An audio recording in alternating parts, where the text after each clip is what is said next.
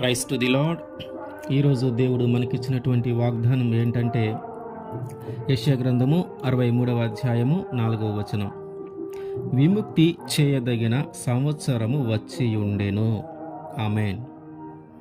విముక్తి అంటే విడుదల లేదా స్వాతంత్రం పొందుకోవటం. విముక్తి చేయబడిన సంవత్సరం అంటే విడుదల పొందదగిన సంవత్సరము వచ్చి ఉండింది. విడుదల అంటే మనకి ఎలా అర్థమవుతుందంటే, మనము ఒక బాధలో ఉన్నప్పుడు ఆ బాధ నుంచి దేవుడు విముక్తి చెందించాడు అని అంటాం. అంటే ఆ బాధ మన జీవితంలో నుంచి తొలగిపోయింది. అంటే ఇప్పుడు మనకు ఆ బాధ లేదు. ఆ బాధ నుంచి మనము విముక్తి చెందాము అని అర్థం.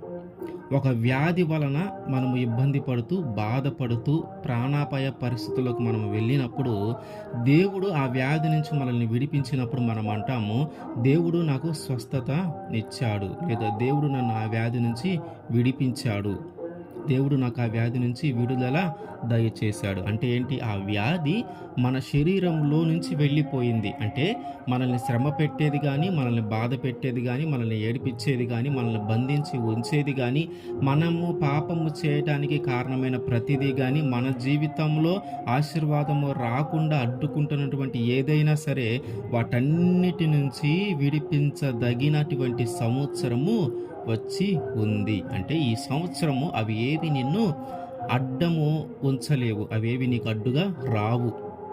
దేవుడు ఇవ్వబోతున్నటువంటి ఆశీర్వాదాన్ని పొందుకోవటానికి అవి ఏవి నీకు ఈ సంవత్సరం అడ్డు రాకుండా విముక్తి చేయదగిన సంవత్సరము వచ్చి ఉన్నది.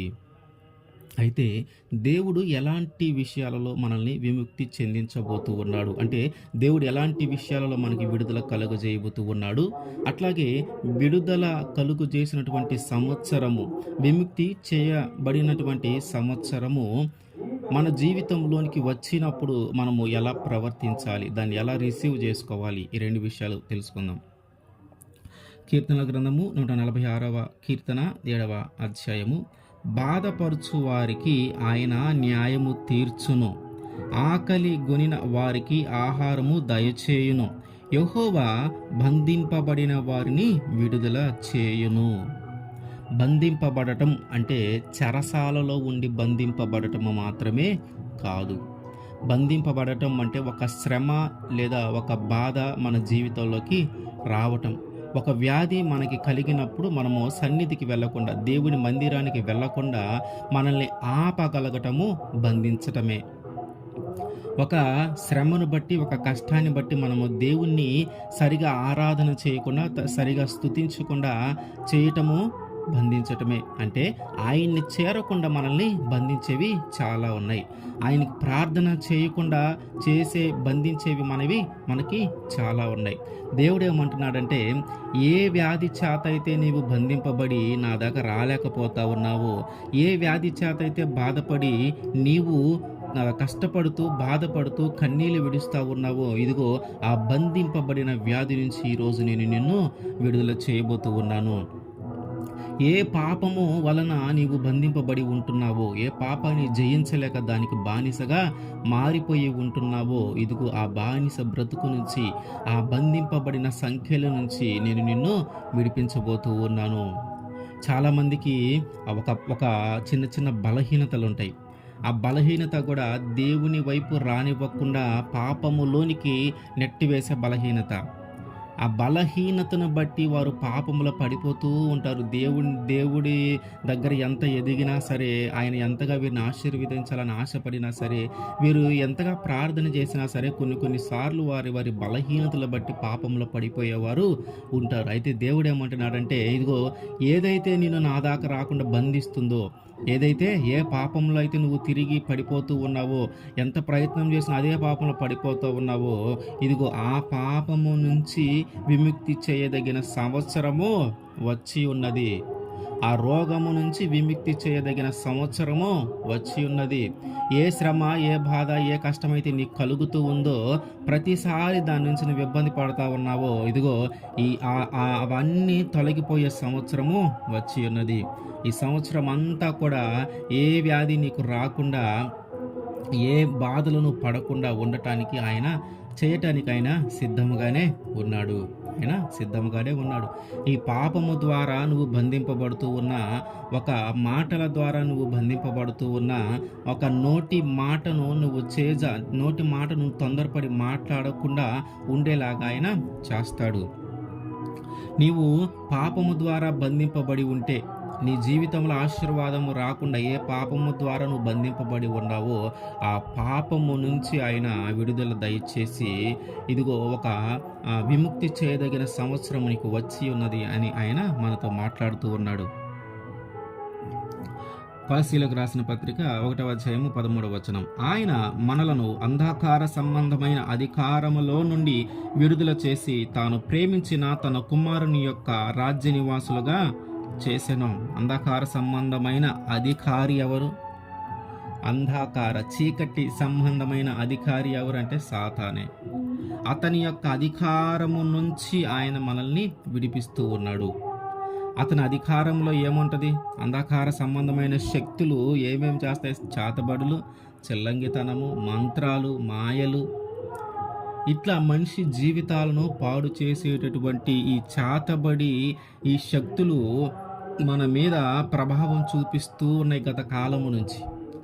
ఈ దయ్యముల చేత పీడించబడుతూ ఉన్నవాడు, సాతాను శక్తుల చేత పీడింపబడుతూ ఉన్నవారు, చాతబడుల చేత పీడింపబడుతూ ఉన్నవాడు, చిల్లంగితనము నుంచి పీడింపబడుతూ ఉన్నవాడు, ఇట్లా దీనికి సంబంధించి ఎన్నైతే ఉన్నాయో వాటన్నిటిని పీడింపబడుతూ ఉన్న వారందరికీ కూడా విడుదల దయచేసే సంవత్సరము వచ్చి ఉన్నది. ఎవరైతే దాని ద్వారా బాధింపబడుతూ ఉన్నారో, ఎవరైతే ఆ చాతబడుల ద్వారా, ఆ చిల్లంగితనము ద్వారా ఎవరైతే ఇబ్బంది పడుతూ ఉన్నారో, ఎవరైతే పీడించబడుతూ ఉన్నారో, ఎవరైతే బాధపడుతూ ఉన్నారో, దాని నుంచి తప్పించుకోవాలని ఎంత ప్రయత్నం చేసిన వారి వల్ల కాక అల్లాడిపోతూ ఉన్నారో, ఇదిగో మీకు ఒక శుభవార్త ఏంటంటే, ఈ సాతాను సంబంధమైన అధికారములో ఉన్నటువంటి వీటన్నిటి నుంచి తొలగించే సంవత్సరము వచ్చి ఉన్నది.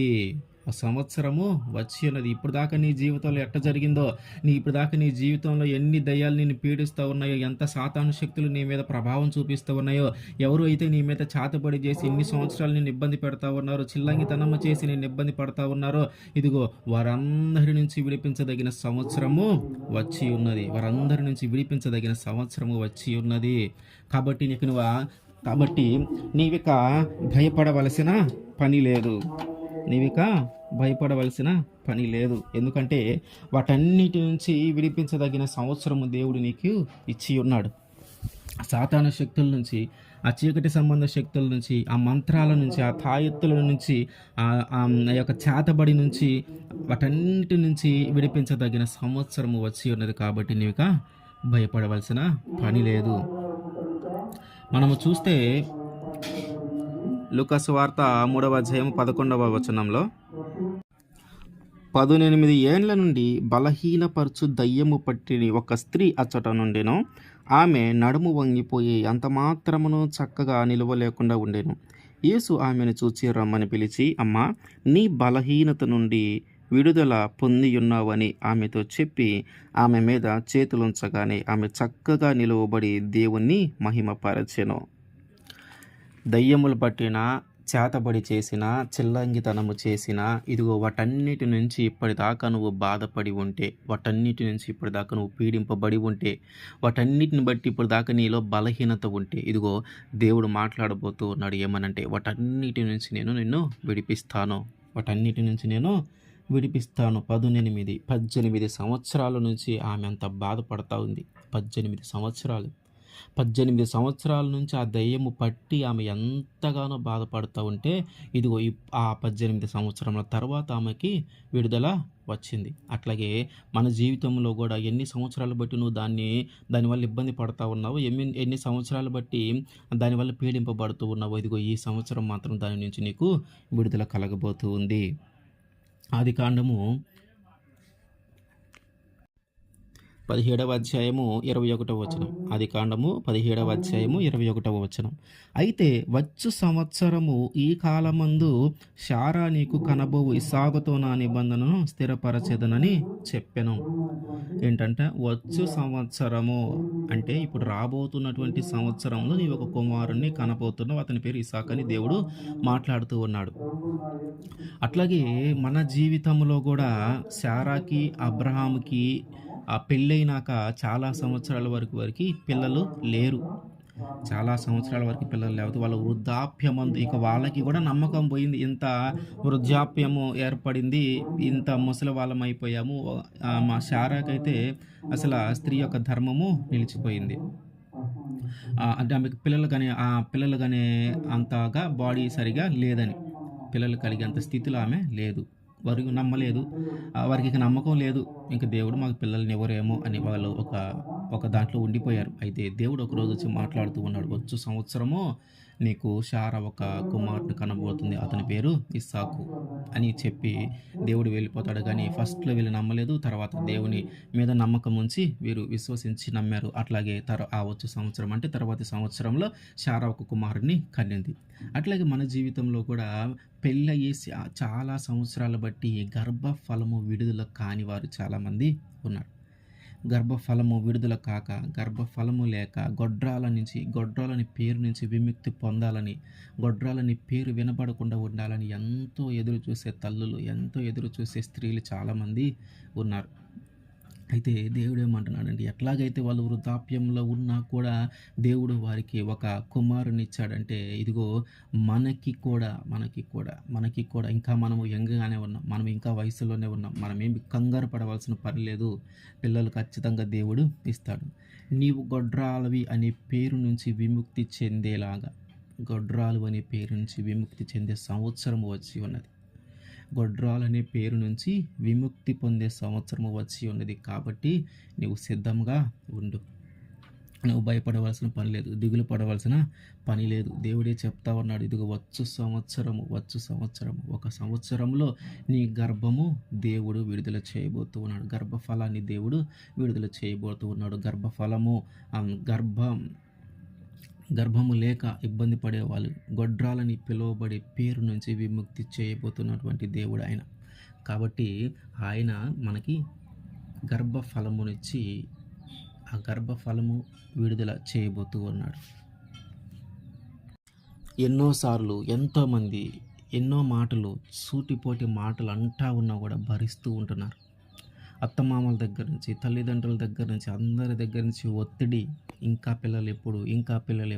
పిల్లలెప్పుడు అని ఒక సూటిపోటి మాటలతో వీరేం పాపం చేశారో వీళ్ళకి పిల్లలు కలగట్లేదు, వీరేం దోషం చేశారో వీళ్ళ పిల్లలు కలగట్లేదు, ఎవరి పాపము వీరి మీదకి వచ్చిందో వీరి పిల్లలు కలగట్లేదు, దేవుడు వీళ్ళకి ఇంకా గర్భఫలాన్ని విడుదల చేయలేదు అని సూటిపోటి మాటలతో అవమానపరిచేలాగా మాట్లాడుతూ ఉన్నవారు చాలామంది ఉన్నారు. వాటన్నిటిని భరించుకున్నటువంటి నీవు, వాటన్నిటిని దిగమింగుతున్నటువంటి నీకు దేవుడు ఏం చెప్తా ఉన్నాడంటే, ఇదిగో గర్భఫలం ఇవ్వబోతున్నటువంటి సంవత్సరము వచ్చింది. గొడ్రాలు అనే యొక్క పేరు నుంచి విముక్తి చెందించి జనములకు తల్లిగా దేవుడు నిన్ను మార్చబోతూ ఉన్నాడు. యాకోబు రాసిన పత్రిక 4వ అధ్యాయము 13వ వచనం. నేడైనను రేపైనను ఒకానొక పట్టణముకు వెళ్ళి అక్కడ ఒక సంవత్సరము ఉండి వ్యాపారము లాభము సంపాదించుకుందము రమ్మని సంపాదింతుము రండని చెప్పుకొను వారలారా. ఏంటంట, ఇవాళ కానీ రేపు కానీ వెళ్ళి ఒక పట్టణానికి వెళ్ళి మనం అక్కడ ఒక సంవత్సరం ఉండి వ్యాపారము చేద్దాము రండి అని ప్రజలను ఒకరినొకరు పిలుచుకొని ఆ సంవత్సరం అంతా కూడా కష్టపడి, ఆ సంవత్సరం అంతా కూడా శ్రమపడి ఆ సంపాదించాలని ఆశతో వారు ఒక పట్టణానికి వెళ్ళాలని ఆలోచన చేస్తూ ఉన్నారు. మనం కూడా చాలామంది వలస వెళతా ఉంటాం. ఒక ప్రాంతంలో పని దొరకక ఇంకొక ప్రాంతంలోకి, ఒక ప్రాంతంలో సంపాదించుకునే అవకాశం లేక ఇంకొక ప్రాంతంలోకి, అక్కడికి వెళ్ళి ఏదో ఒక పని చేసి వ్యాపారం చేసి సంపాదించుకోవాలని ఆశ కలిగిన వారు చాలామంది ఉన్నారు. అయితే మనం ఆలోచించాల్సింది ఏంటంటే, ఎక్కడికి వెళ్ళినా సరే మనము మన దేవుని సన్నిధిని వదిలి ఉండకూడదు. నీ ప్రార్థనా జీవితాన్ని నువ్వు వదులుకోకూడదు, నీ ఆత్మీయతను పోగొట్టుకోకూడదు, దేవుడితో సహవాసాన్ని పోగొట్టుకోకూడదు, దేవుని నీ మీద చూపించేటువంటి ఆప్యాయతను, ఆ నమ్మకాన్ని నువ్వు పోగొట్టుకోకూడదు. నువ్వు ఏ ప్రాంతంలోనైనా పని చేయి, కానీ మోసపూరితమైన వ్యాపారము మనము చేయకూడదు. బాగా సంపాదించాలని, ఉన్న వాళ్ళని, అయిన వాళ్ళని అందరినీ వదిలేసుకొని కోట్లు కోట్లు సంపాదించి అంతా నువ్వు తినక సరైన ఆహారము తీసుకోక అంతా దాచిపెట్టితే ఆ రోజు రాత్రో, ఆ తర్వాత రోజు ఒక దేవుడు నీ ప్రాణాన్ని తీసుకుంటే అదంతా ఎవరిదవుతుంది? అదంతా ఎవరి కోసం నా కష్టం చేశావు? నీవు సంతోషంగా ఉండాలా, నీవు బాగుండాలా. కాబట్టి మనము ఎంత ప్రయాసపడి, ఎంత సంపాదించినా మనము దేవుణ్ణి వదులుకొని సంపాదించకూడదు. దో మోసము చేసి, వ్యాపారము చేసి మనం కష్టపడి పని చేసి మనము సంపాదించుకోవాలి. నువ్వు ఈ ఊరు వదిలిపెట్టి వెళ్ళిపోయినా, నీ సొంత ప్రాంతాన్ని, నీ సొంత ఊరిని వదిలిపెట్టి వెళ్ళిపోయినా, నీ యొక్క ఆత్మీయ జీవితాన్ని మాత్రము నువ్వు వదిలిపెట్టుకొని వెళ్ళకూడదు. నువ్వు ఎక్కడ ఉన్నా సరే నీ ఆత్మీయతను నువ్వు కొనసాగించాలి. నువ్వు ఎక్కడికి వెళ్ళినా సరే నీ ప్రార్థన జీవితాన్ని నువ్వు కొనసాగించాలి. ఇక్కడ నాకు అవకాశం లేదు, ఇక్కడ అందరూ అన్యులే, ఇక్కడ చర్చికి వెళ్ళేవారు ఎవరు లేరు, నాకు ఎట్లా అవకాశము లేదు అని నువ్వు అనుకుంటూ ఉన్నావేమో, ఇదిగో అక్కడికి దేవుడు వాళ్ళందరినీ మార్చడానికే నేను పంపించాడేమో. నీ ఇంటిలో నువ్వు రహస్యంగా నువ్వు ప్రార్థన చేసుకున్నా చాలు, నువ్వు దేవుడితో మాట్లాడితే చాలు, నువ్వు దేవునికి ప్రార్థన చేస్తే చాలు. కాబట్టి అవకాశము కలిగి ఉండి చర్చికి వెళితే మంచిది. అవకాశము లేదు, నీ దరిదాపుల్లో చర్చి ఎక్కడ లేదు, మందిరం ఎక్కడ లేదని నీకు అనిపించిన నీ ఇంటిని ఒక చర్చిగా మార్చుకొని నువ్వు దేవుని సన్నిధిని అనుభవించాలా, దేవుని సన్నిధిలో నువ్వు ఉండాలా. కాబట్టి మనం చేయాల్సింది ఏంటంటే, ఒక సంవత్సరం అంతా వ్యాపారం చేయాలని, ఒక సంవత్సరం అంతా సంపాదించుకోవాలని ప్రయాసపడి పట్టణాలకు వెళ్ళి ఆ ఆలోచనలతో వ్యాపారం చేస్తే ఆ రాత్రే దేవుడిని ప్రాణం అడిగితే అదంతా సంపాదించినదంతా ఎవరిదగుతుంది? కాబట్టి ఆ సంవత్సరం అంతా ఏం చేయాలంటే దేవుణ్ణి వదలకుండా ఆయన ఇష్టానుసారంగా మనము కష్టించి పని చేయాలి. ఆయన ఇష్టానుసారంగా ఆయనకి ఇష్టమైన జీవితాన్ని జీవిస్తూ మనం కష్టపడుతూ పని చేసుకోవాలి.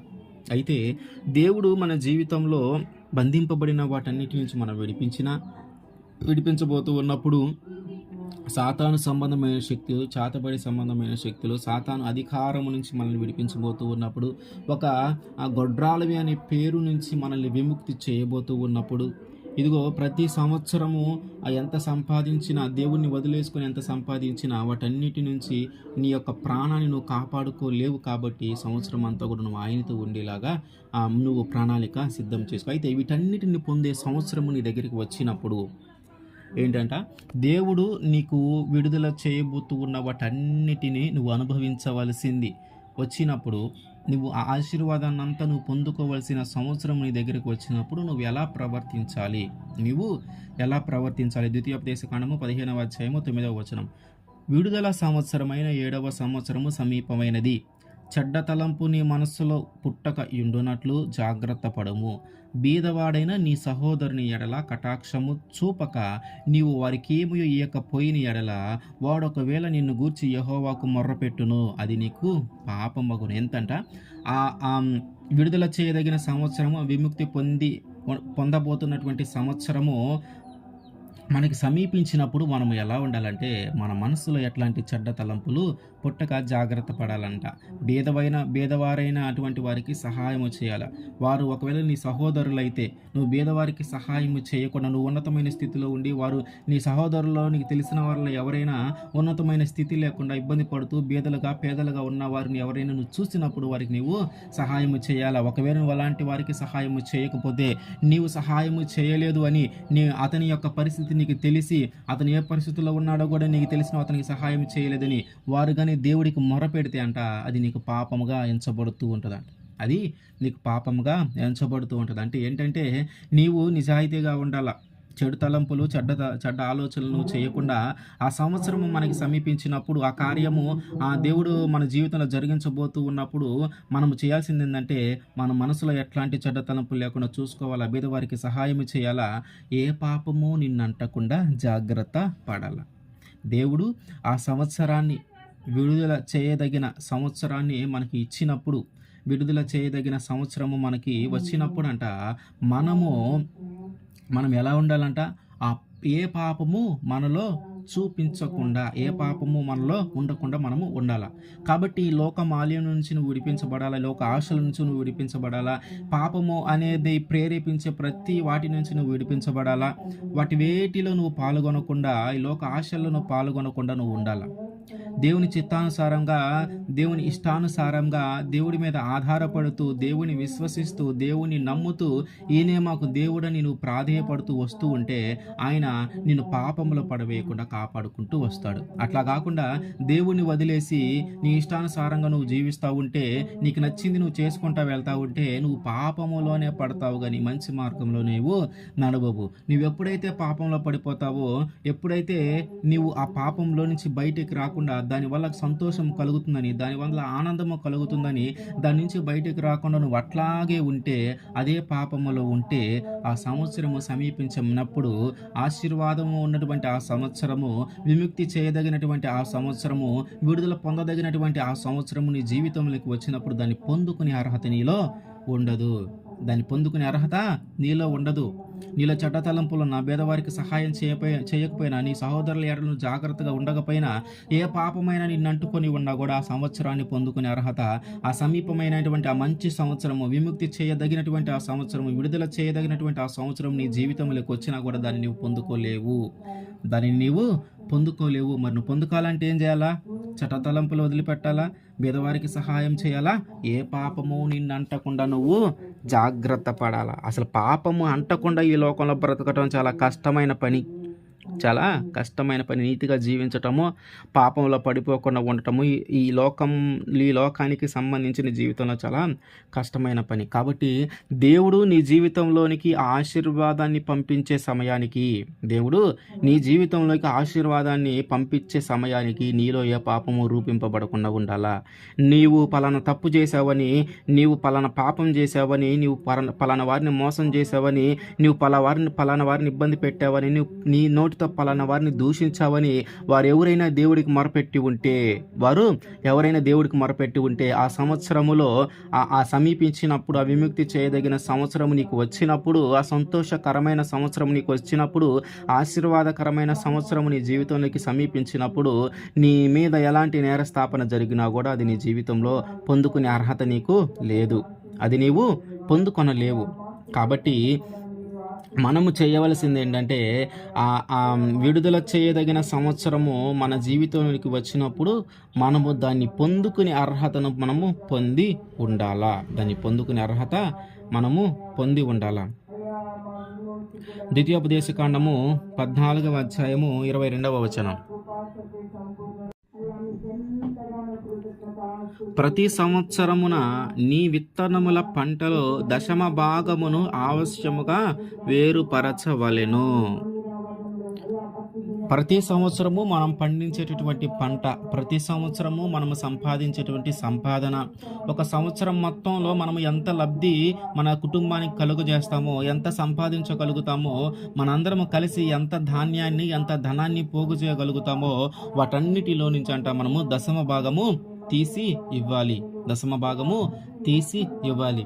అంటే మనము ఒక సంవత్సరం మొత్తంలో సంపాదించిన దాంట్లో, మన కుటుంబం ఒక సంవత్సరం మొత్తం సంపాదించిన దాంట్లో మనము దశమ భాగము తీసి ఇవ్వాలా.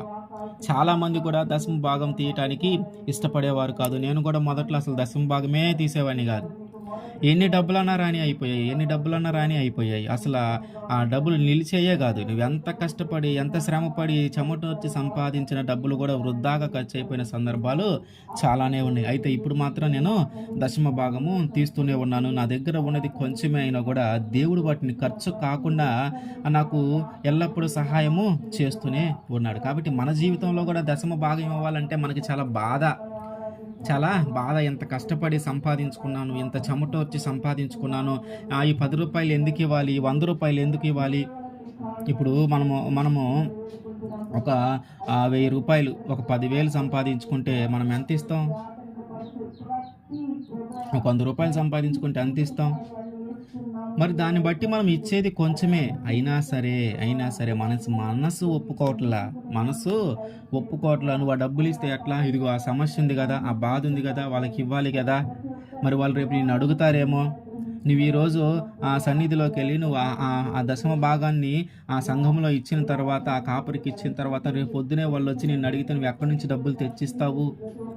ఇట్లాంటి ఆలోచనలు, మనకున్నటువంటి సమస్యలు, మనకున్నటువంటి బాధలు, మనకున్నటువంటి అప్పులు అన్నీ గుర్తొస్తాయి. ఎప్పుడు మనం దశమ భాగము ఇచ్చేటప్పుడు. మనకు లేనిపోని ఆశలు, ఆ లేనిపోయిన అప్పులు అన్నీ గుర్తొస్తా వస్తాయి. లేదంటే ఫ్యూచర్లో మనం ఏం చేయాలా, వాటిని ఎలా ఉపయోగించుకోవాలా, బంగారం కొనాలా, పొలం కొనాలా, అది చేయాలా, ఇది చేయాలా, అక్కడికి వెళ్ళాలి, ఎక్కడికి వెళ్ళాలి, అది చూడాలా, ఇట్లాంటి ఆశలన్నీ కలుగుతూ ఉంటాయి. ఎప్పుడంటే దశమ భాగము కోసము మనం సంపాదించిన దాంట్లో కొంత భాగాన్ని ఏర్పాటు చేయబోతూ ఉన్నప్పుడు.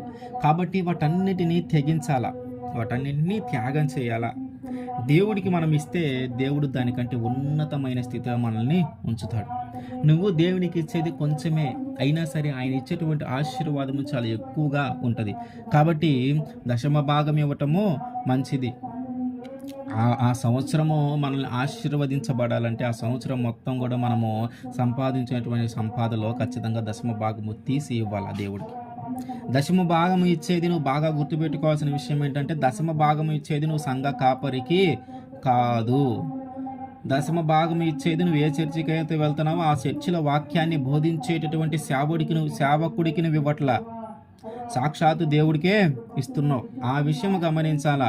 ఈయన ఈ పాస్టర్ గారు ఎప్పుడు నన్ను తిడతా ఉంటారు, ఈ పాస్టర్ గారు ఎప్పుడు నా గురించి వాక్యం చెప్తా ఉంటాడు, ఇదిగో మొన్న నన్ను ఇట్లా అన్నాడు, నేను ఎందుకు ఇవ్వాలా అని నువ్వు అనుకుంటా ఉన్నావేమో. నువ్వు దశమ భాగం ఇచ్చేది ఆ సంఘ కాపరికి కాదు, నువ్వు దశమ భాగం ఇచ్చేది ఆ చర్చిలో పనిచేసేటువంటి సేవకుడికి కాదు. ఆయనకి నీకు ఏదైనా విరోధం ఉందేమో, ఆయనకి నీకు ఏదైనా మాట తగాదా ఉందేమో, ఆయన ఏదైనా నిన్ను గద్దించినప్పుడు, నిన్ను హెచ్చరించినప్పుడు ఆయన మీద నీకు కోపం కలిగిందేమో, ఆయన వల్ల నీ మనసు నొచ్చుకుందేమో. అంటే ఈ గద్దించడాన్ని బట్టి, ఈ వాక్యము చెప్పటాన్ని బట్టి ఆయన మీద నువ్వు కోపం తెచ్చుకుని దశమ భాగం ఆయనకి ఇవ్వకుండా ఉంటే ఎవరికి నష్టము? నీకే నష్టము. నువ్వు చూడాల్సింది చర్చిలో ఉన్నటువంటి సంఘ కాపరిని కాదు. నువ్వు చర్చిలో ఉన్నటువంటి సంఘ కాపరిని, చర్చిలో సేవ చేస్తున్నటువంటి సేవకుని చూసిన దశమ భాగము ఇవ్వకూడదు. నువ్వు చూడాల్సింది దేవుణ్ణి. ఆయన్ని చూసి నీ దశమ భాగము నువ్వు ఏ సన్నిధికి అయితే వెళ్తున్నావో, ఏ మందిరానికి అయితే వెళ్తున్నావో, ఎక్కడైతే నువ్వు ఆదరించబడుతున్నావో, ఎక్కడైతే నీకు సరైన వాక్యాన్ని బోధించగలుగుతూ ఉన్నారో, ఎక్కడైతే నువ్వు నీతి మార్గంలో నడిపించే సంఘంలో ఆ సంఘానికి నాయకుడై ఉన్న ఆ సేవకుడి మార్గంలో నువ్వు ఉన్నావో, ఎవరైతే నీకు మంచి ఆహారాన్ని, వాక్యం అనే మంచి ఆ పదార్థాన్ని నీకు వడ్డిస్తూ ఉన్నారో, ఎవరైతే నీకు అట్లాంటి పదార్థాలు తినటానికి ఇస్తూ ఉన్నారో, అలాంటి వారి కొరకు నీ ధనమును హెచ్చించు. అలాంటి వారి కొరకు అంటే సేవకుడి కోసము కాదు. ఎందుకంటే మాట్లాడే ప్రతి మాట సేవకుడి నోటిలో నుంచి వచ్చినా దాన్ని మాట్లాడించేది దేవుడే. మాట్లాడే ప్రతి మాట సేవకుడి నోటి నుంచి వచ్చినా మాట్లాడించేది దేవుడే.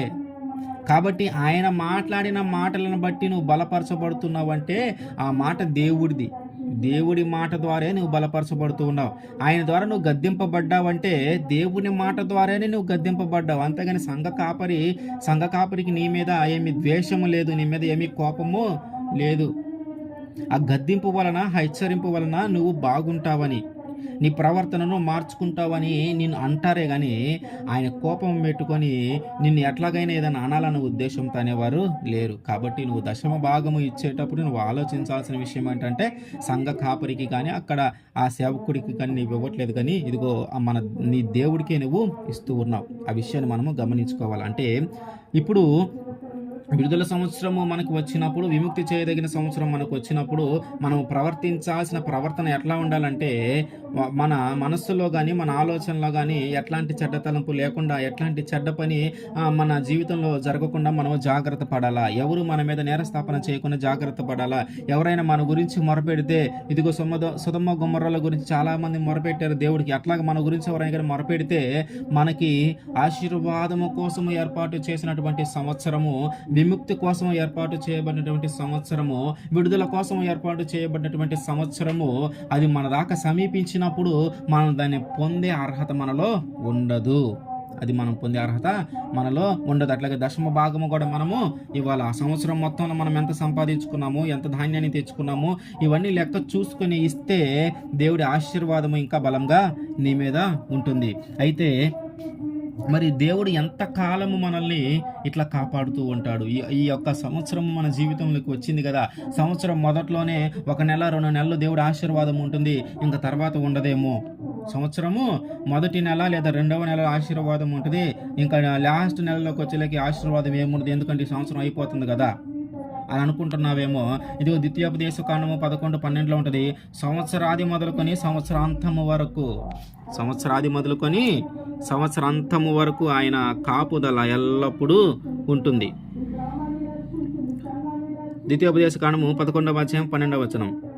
అది ఆకాశ వర్ష జలమును తాగును, అది నీ దేవుడైన యెహోవా లక్ష్యపెట్టు దేశము.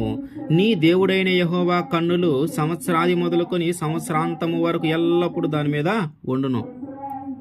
దాని మీద అంటే మన మీదే.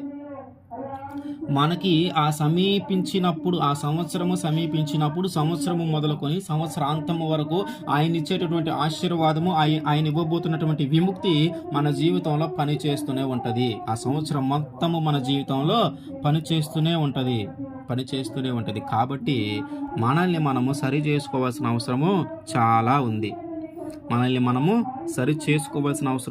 చాలా ఉంది.